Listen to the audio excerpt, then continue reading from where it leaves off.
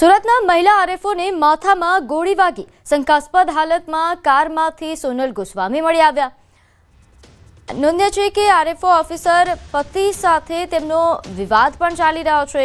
પતિ સુરત આરટીઓ વિભાગમાં ઇન્સ્પેક્ટર છે। પત્ની સોનલ ગોસ્વામી અને પતિ નિકુંજ ગોસ્વામીના લગ્ન જીવનમાં લાંબા સમયથી માથાકૂટ ચાલી આવી રહી છે।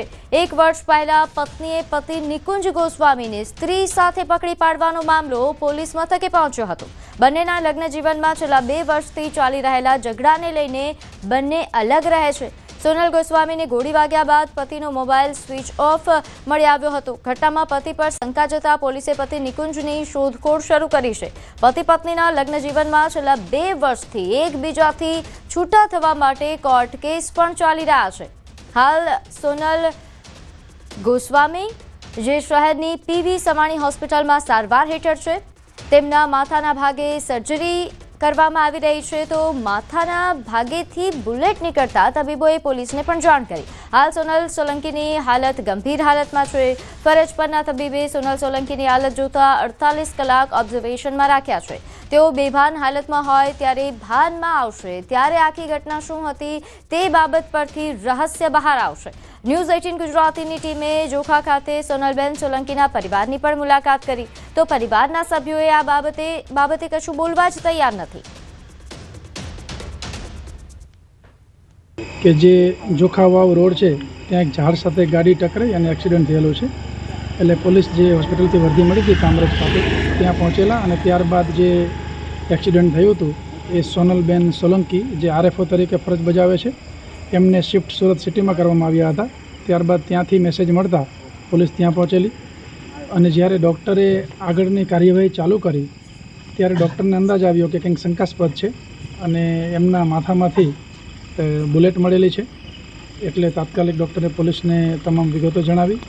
સુરત જિલ્લાની અંદર ક્રાઇમની ઘટનાએ માથા મૂકી છે। દ્રશ્ય બતાવવાનો પ્રયાસ કરીશ। ખાસ કરીને જે આસ્થા જોખા ખાતે રહેતા સોનલબેન સોલંકી જેઓ વન વિભાગની અંદર નોકરી કરે છે અને આ જે આસ્થા જોખાથી એઓ સુરત ખાતે જતા હતા એ સમય દરમિયાન ગઈકાલે અચાનક અકસ્માત સર્જાયાની ઘટના કામરેજ પોલીસને આવતા અને જે ગાડીની અંદર જે સોનલબેન સોલંકી હતા એ ઈજાગ્રસ્ત થતા પોલીસે એમને પીવી સવાણી હોસ્પિટલ ખાતે લઈ જવાની ફરજ પડી હતી અને ત્યાં જે ત્યાંના તબીબ છે એ માથાના ભાગે ગંભીર ઇજા હોય જે અંતર્ગત સર્જરી કરતા અંદરથી એક બુલેટ એટલે કે ગોળી મળી આવી હતી અને ગોળી મળી આવતા જ જિલ્લા પોલીસ સહિતનો કાફલો ફાયરિંગની ઘટનાને ધ્યાનમાં લઈને દોડધામ કર્યું હતું। પરંતુ ખાસ કરીને જો વાત કરવામાં આવે આ ચકચારી ઘટના છે સુરત શહેરની અંદર પણ આ સોનલબેન સોલંકી અને એમના પતિ નિકુંજભાઈ ગોસ્વામી જે પાલ આરટીઓ કચેરી ખાતે ઇન્સ્પેક્ટરની ફરજ બજાવે છે એમના લગ્ન જીવનની અંદર છેલ્લા 1.5 વર્ષથી ખતરાગ ઉભો થયો હતો જે અંતર્ગત છેલ્લા 3 દિવસ આ ઘટના બની છે ફાયરિંગની 3 દિવસ પહેલા પણ આ સોનલબેન સોલંકીની ગાડીની અંદર જીપીએસ ટ્રેકર પણ લગાવવામાં આવ્યું હતું અને જીપીએસ ટ્રેકરની જાણ કામરેજ પોલીસને અરજી કરવામાં આવી હતી અને ત્યારબાદ કામરેજ પોલીસને જીપીએસ ટ્રેકર કોણે લગાવ્યું છે એ બાબતની છાનબીન ચાલી રહી હતી જે અંતર્ગત ગત રોજ આ સોનલબેન જે ગાડીની અંદર હતા તો જે ફાયરિંગ કર્યું છે કોણે કે પોતે આત્મહત્યા કરી છે ગોળી મારીને એ એક સવાલ ઉભો થવા પામ્યો છે। પરંતુ જે સમય દરમિયાન ઘટના બની એ સમય દરમિયાન જે આ હોન્ડા અમેઝ કાર છે એના પાછળના કાચો બંધ હતા અને આગળના 2 કાચો ખુલ્લા હતા અને બાજુમાં એક એક્ટિવા પણ પડ્યું હતું એટલે શંકા એવી ઉપજે છે પ્રથમ તબક્કે કે અકસ્માત બની શકે પરંતુ અકસ્માતની ઘટના ને હવે ફાયરિંગમાં તબદીલ ન પામી છે અને ફાયરિંગ કર્યું છે કોણે કે પોતે ગોળી મારી છે એ બાબતનો રાજ હાલ જિલ્લા પોલીસ દ્વારા જે છાનબીન કર્યા બાદ ખબર પડશે અને ખાસ કરીને આ સોનલબેન સોલંકી ઉપર અગાઉ પણ અનેક વખત એમના પતિ નિકુંજ ગોસ્વામી દ્વારા હેરાન પરેશાન કરવાની પણ ઘટનાઓ પ્રકાશમાં આવી હતી। કેતન પટેલ, ન્યૂઝ 18 ગુજરાતી, કામરેજ, સુરત। ત્યારે આ મામલે વધુ વિગત સાથે મારી સાથે સંવાદદાતા કીર્તેશ પટેલ જોડાઈ ગયા છે। કીર્તેશ, આ મામલે આપને શું અપડેટ મળી રહ્યા છે?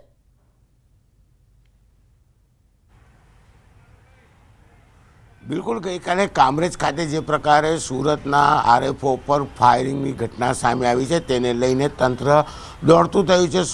કહી શકાય કે આરએફઓ સોનલ સોલંકીના લગ્ન નિકુંજ ગોસ્વામી સાથે થતા સોનલ સોલંકીમાંથી ગોસ્વામી બની હતી. લગ્ન જીવન દરમિયાન 5 વર્ષનો દીકરો છે, પણ 2 વર્ષ પહેલાં પતિ પત્ની વચ્ચે લગ્ન જીવનને લઈ માથાકૂટ થતાં બંને 2 વર્ષથી અલગ રહેતા હતા. કહી શકાય કે ગયા વર્ષે એટલે કે 2025ની 17 જાન્યુઆરીએ સુરતના ઉમરા ગામ વિસ્તારમાં પતિ નિકુંજ પર સ્ત્રી પરિવારના કુટુંબિક મહિલા સાથે તે ત્યાં રહેતો હોવાની વિગત મળતા સોનલ પહોંચી હતી. પોલીસને લઈને અને પતિને રંગે હાથ પકડી હતી. સમગ્ર મામલો પહોંચ્યો તો સુરતના ઉમરા પોલીસ મથકે, પણ જે પ્રકારની આખી ઘટના હતી તેને લઈને પોલીસે માત્ર વ્યભિચારનો ગુનો દાખલ કર્યો હતો. તે સમયે પણ પતિ પત્ની ખૂબ જ ગુસ્સામાં હતા, એકબીજાના જાની દુશ્મન બની ગયા હતા અને ત્યારબાદ આ મામલો વધુ ઉગ્ર બન્યો હતો. એટલે કે છેલ્લા 2 વર્ષથી પતિ પત્ની બંનેથી અલગ રહેતા હતા અને જે પ્રકારની આ સમગ્ર ઘટના હતી તેને લઈને પતિ પત્ની વચ્ચે સંબંધોમાં તીખાશ વધી રહી હતી અને ગઈકાલે જે રીતે સોનલના માથામાં ગોળી મારેલી હાલતમાં મળી આવ્યા બાદ પોલીસે તપાસનો ધમધમાટ શરૂ કર્યો છે. સોનલ સોલંકી ઉર્ફે સોનલ ગોસ્વામીને સારવાર અર્થે સુરતના કાપોદ્રા વિસ્તારની ખાનગી હોસ્પિટલમાં દાખલ કરવામાં આવી છે. તેના માથાના ભાગેથી ગોળી મળી આવી છે. સૌથી મહત્વની વાત છે કે આરએફઓ સોનલ પાસે સરકારી હથિયાર છે નહીં, પર્સનલ હથિયાર છે તે પણ પોલીસ સ્ટેશનમાં જમા છે. પતિ ઘટના બાદ તેનો મોબાઈલ સ્વિચ ઓફ છે અને ખાસ કરીને પતિ દ્વારા અવારનવાર પત્નીને મારી નાખવાની ધમકીઓ આપવામાં આવી હતી. તેને લઈને કામરેજ પોલીસે પતિ નિકુંજ ગોસ્વામી પર તપાસનું કેન્દ્ર કરી છે અને તેની શોધખોળ શરૂ કરી છે. જોકે કાલની ઘટના બાદ નિકુંજનો મોબાઈલ સ્વિચ ઓફ છે, તે અંડરગ્રાઉન્ડ થઈ ગયો છે. ત્યારે હવે સોનલ ભાનમાં આવ્યા બાદ તેના પર હુમલો કોણે કર્યો હતો તેની હકીકત મળશે, પણ કહી શકાય કે હત્યા કે આત્મહત્યા વચ્ચેના ઘૂંટાતા રહસ્યમાં એક વાત ચોક્કસ છે કે સોનલ સોલંકી પાસે કોઈપણ જાતનું સરકારી હથિયાર છે નહીં, તેનું ખાનગી હથિયાર પોલીસ સ્ટેશનમાં જમા છે. તો ફાયરિંગ થયું તો ક્યાંથી થયું આ લઈને મોટો સવાલ ઊભો થયો છે અને પતિ કહી શકાય નિકુંજ ગોસ્વામી જે રીતે ધમકીઓ આપતા હતા પત્નીથી છૂટા થવા માટે, પતિથી છુટકારો મેળવવા માટે છેલ્લા 2 વર્ષથી જે રીતે માથાકૂટ ચાલી રહી છે, એટલે કે સમગ્ર કેસની શંકાસ્પદ તરીકે પતિ નિકુંજ જોવામાં આવે છે અને ઘટના બાદ નિકુંજનો મોબાઈલ સ્વિચ ઓફ છે, જેને લઈને પોલીસે નિકુંજના અલગ અલગ ઠેકાણે તેની તપાસ શરૂ કરી છે. જે કીર્તેશ, આભાર માહિતી આપવા બદલ. તો હાલ જોઈતે સંવાદદાતાએ જણાવ્યું કે હાલ તમામ શંકા એ પતિ નિકુંજ પર જઈ રહી છે, પરંતુ તપાસ બાદ સમગ્ર મામલો બહાર આવશે.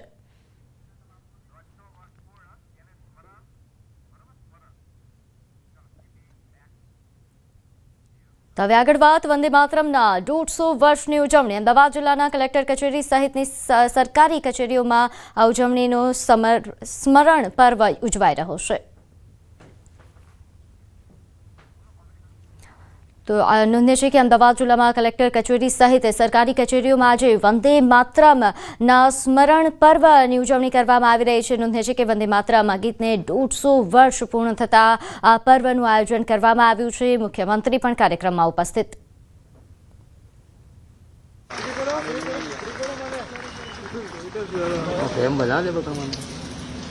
શિયાળાની શરૂઆત થઈ ગઈ છે, થોડી ગરમી હજુ લાગે છે,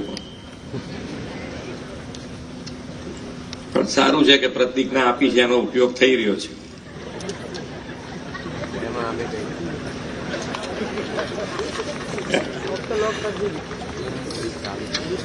તમારી મુશ્કેલીઓનું ધ્યાન રાખવું અમારી ફરજ છે.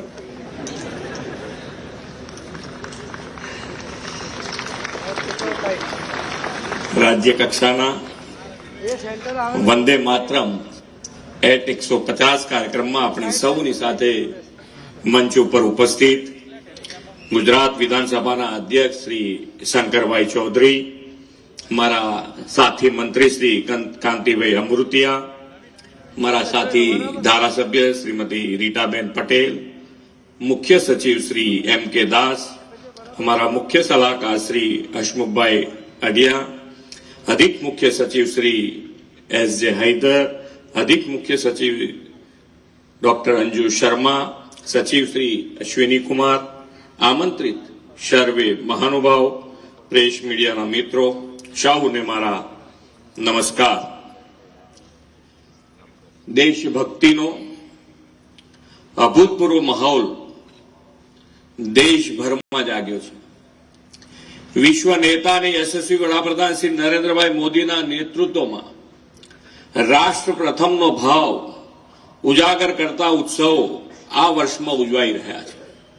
આ વર્ષે સરદાર સાહેબની જન્મ જયંતિનું 150મું વર્ષ, આદિવાસીઓના ભગવાન બિરસા મુંડાજીના જન્મ જયંતિનું પણ 150મું વર્ષ, સુશાસનના